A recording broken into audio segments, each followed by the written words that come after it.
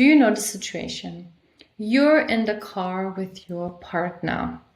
You guys are just talking, and then you say something, and then suddenly your partner gets really angry, and they start accusing you that you're not really serious, or you don't really love them, or that what you said was somehow really, really bad, and you have no idea. You really are very, very confused.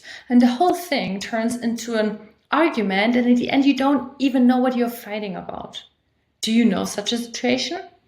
Or alternatively, you are coming home and your partner again has not unloaded the dishwasher as he or she said, and you get really annoyed about it. You can't believe it. You feel like you're living with a little child, and your partner doesn't understand why you freak out so much.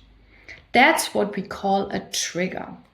So a trigger is an emotional reaction that is more than the situation, when you look at it through a rational lens, would require. So when we are triggered, something in us gets activated, that like a deeper emotional feeling that wasn't there before. And again, when you step out of the situation, you might even ask yourself, why am I reacting like this? This doesn't make sense. Or why is my partner reacting like this?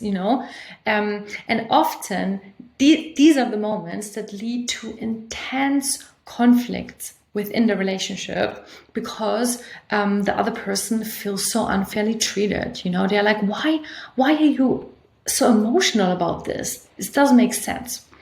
So, and that's why, of course, it is so important to understand triggers, because we can avoid a lot of conflicts. So what is a trigger? A trigger is a situation or, something that someone says where something in you gets activated from the past. So the easiest to understand is, for example, let's say a woman has experienced something violent in an elevator, some crime, happened, like she was attacked in an elevator. A trigger is that whenever she sees now an elevator, she gets the same feeling come up again, so she might have terrible fear of going into the elevator. Maybe she dreams about elevators. Right there, it makes a lot of sense, right? So she, in her mind, the elevator and the horrible thing that happened to her is connected, okay? So when you think about PTSD, that's exactly what that is. For example, if someone has PTSD from the war and they hear like a sound, it reminds them of the bomb, and they have the same reaction.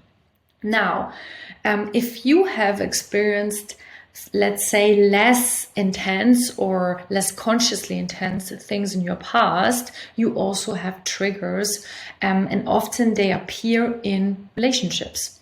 So, for example, when we look at the first example, when we were sitting in the car. So, let's say I say something that makes my partner feel rejected. And they might have a trigger around rejection because, let's say, in their childhood, their parents never really put much attention on them. They felt often that their parents actually didn't really want them. When I do something that reminds them of this, right? It doesn't mean that I'm actually rejecting them, but maybe I just say a comment or I look at them the wrong way. They have exactly the same emotion, right? It's the same as the woman seeing this elevator. They feel again like in childhood when they were rejected. And so they have the same emotions coming up. Even if I'm not doing the same thing, that's what we call a trigger, right? The emotion is bigger than the situation. Then the other example with the dishwasher, I actually had this in my coaching practice. I had a couple, and there was this conflict around this dishwasher. Like she could not fathom that why he would load the dishwasher in a certain way. And it sounds completely ridiculous. But basically, when we broke it down, her trigger was around being out of control. In her childhood, she had experienced a lot of chaos. So what dishwasher triggered in her was intense feelings of chaos, unsafety, everything is out of control and I have to fix it, right? And as you can see already in both of these examples, the solution here is not that someone else sort of like can live in a way that they never trigger you, right? No. The solution here is that you learn how to deal with your triggers so that they don't flare up so much anymore. And of course, in the end, I'll also can tell you how you can talk about this to your partner so they can help you. But basically, so if you want to work on lowering your triggers or even get rid of them, which is totally possible. Like I used to have a lot of triggers in the past, and I'm very relaxed now because I have healed them. So the best thing for you to do is, first of all, to understand when you are triggered and when it's just a very normal, natural, and even positive reaction, right?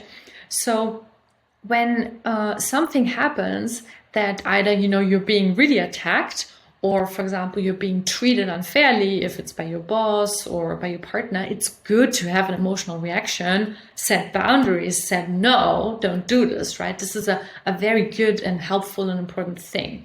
And of course, that's also the reality that sometimes we get attacked, right? We need to protect ourselves.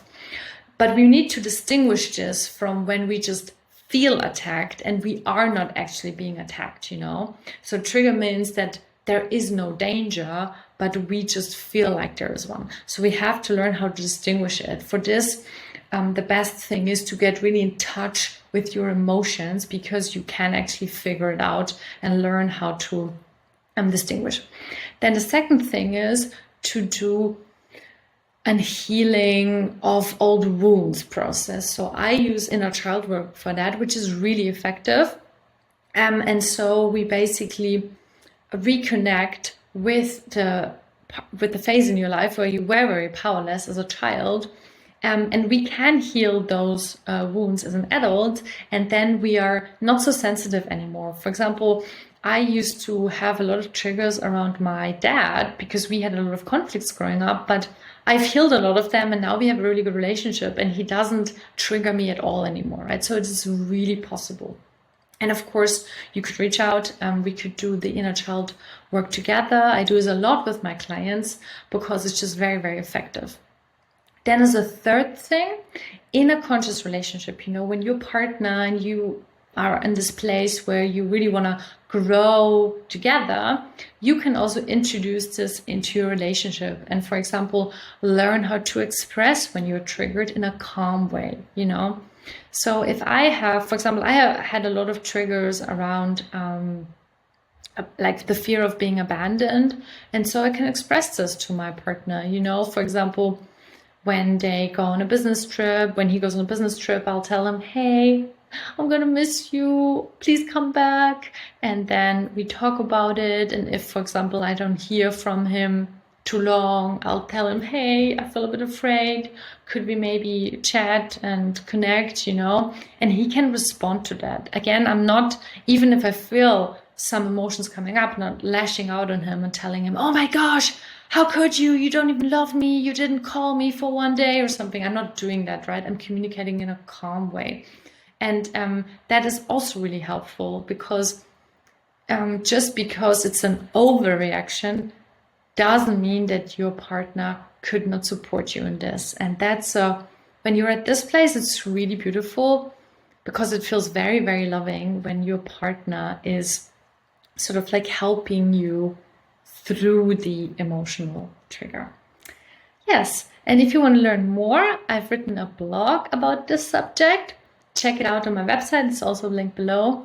You can also download my free ebook called The Secret Guide to Satisfying Relationships. And of course, if you would like to do coaching with me, just feel free to reach out. All the links are below.